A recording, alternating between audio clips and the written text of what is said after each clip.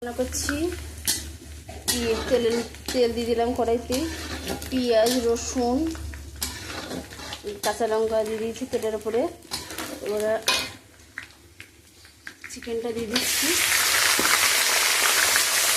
পুরো মশলাটা আছে লবণ, হলুদ, জিরে, কাশ্মীরি লঙ্কা গুঁড়ো, আদা রসুনের পেস্ট করা দিয়ে দিলাম।